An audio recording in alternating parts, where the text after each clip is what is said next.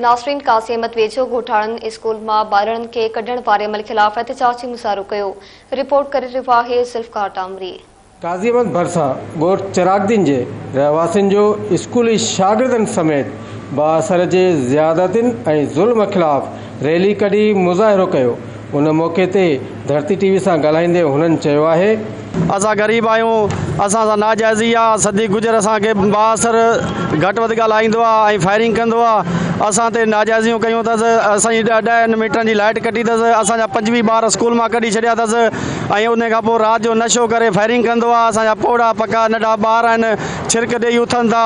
असां सां केर बि हाल वाल पुछा करण वारो न आहे, न केरु अचे थो न वञे थो। लाइट कटण गवर्नमेंट जो कमु आहे। हाणे हू गवर्नमेंट किथे आहे? हाणे बाबड़ा वारा किथे आहिनि? छा सुता पिया आहिनि? असांजो हक़ न आहे? असां सिंध में न पिया रहूं? असांजी वज़ीर आला खे इहा अपील आहे त असांखे इंसाफ़ खपे ऐं पंहिंजी हू जाइदाद ठाहे वेठो आहे। ट्रस्ट फर्म पंहिंजी जाइदाद ठाहे वेठो आहे, स्कूल पंहिंजी मिल्कियत ठाहे वेठो आहे ऐं क़बूलदार थियो आहे त मां पंहिंजे स्कूल में पढ़णु न ॾींदुसि। छो पढ़णु न ॾींदे तूं? छो गवर्नमेंट में असांजो हक़ न आहे? असां सिंध जा माण्हू न आहियूं, असां इंसान न आहियूं, असांजा बच्चा न आहिनि। कल या टियों ॾींहुं प्रेस क्लब काज़ीअ में वञी ॿारनि खे वठी एहतजाज कयूं त सदी गुजर असांखे ॿारनि खे स्कूल मां कढी छॾियो आहे। अहिड़ी का ॻाल्हि कान्हे का। मुंहिंजे ॻोठ में गवर्नमेंट प्राइमरी स्कूल गर्ल्स बि आहे, बॉइज़ बि आहे 5 दर्जे ते, जंहिंमें मुख़्तलिफ़ बिरादरियुनि जा ॿार पढ़नि था। 100 खनि छोकिरियूं, 100 खनि छोकिरो आहे। मां इहो नथो चाहियां त मुंहिंजे इलाइक़े जे ॿारनि खे तालीम उनजी ख़राबु थिए। इहो हिननि जे कुझु कयो आहे प्रोपोगंडा ॿिए जे चवण ते कयो आहे। ॿिया असांजा ज़ाती इशू आहिनि, जीअं को ज़मीन जो मसइलो हूंदो या क्लास जो को मसइलो हूंदो या लाइट जो को मसइलो हूंदो, उहो ॿिया मसइला पंहिंजी जाइ ते आहिनि।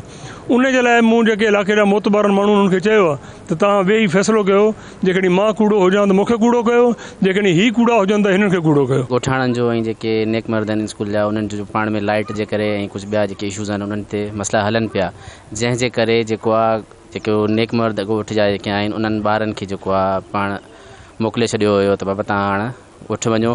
ऐं पोइ वरी जेको आहे इन जे करे जेको आहे टीओ साहिबु असांजे जेको नोटिस वरितो हुयो इन ॻाल्हि जो त ऐं हू पाण आया बि हुया ऐं जेके नेक मर्द आहिनि उन्हनि सां ॻाल्हायो बि हुयो त बाबा स्कूल गवर्नमेंट जो आहे ऐं जेको आहे हिते को बि जेको आहे तव्हांजो हक़ न आहे त तव्हां ॿारनि खे कढो हिते। त पोइ जेको आहे टीओ साहिबु जेके आहिनि उन्हनि खे इंस्ट्रक्शन्स जेके ॾिना हुया वालदेन खे त बाबा पंहिंजा स्कूल जेके ॿार आहिनि स्कूल मोकिलियो। असांजे अचण सां असांखे ॿारनि ॿुधायो त बाबा हिननि खे ॻोठ जे नेक मर्द स्कूल मां कढी छॾियो। हुननि जो को पंहिंजो लाइट जो मसइलो आहे, ज़ाती को ॻोठाणनि जो पंहिंजो ज़ाती मसइलो आहे। पोइ असां हिते आयासीं जॾहिं हेड मास्टर खे ख़बर पई त हीअ उन्हनि ॿारनि खे खणी को एहतिजाज रिकार्ड वञी को करायूं। पंहिंजो असांजो नोटिस जेको आहे जो टीओ साहिबु वरितो आहे, नेक मर्द सां ॻाल्हायो आहे। नेक मर्द खे इहो ई चयो त बाबा हीउ सरकारी स्कूल आहे, हिन में तव्हां मुदाख़लत नथा करे सघो या ॿार आहिनि उहे तइलीम हासिलु करे सघनि था, हुनखे असीं नथा रोके सघूं। पोइ नेक मर्द चयो त भले ॿार अचनि तइलीम हासिलु कनि। ज़ुल्फ़कार तामरी, धरती टीवी न्यूज़, काज़ी अहमद।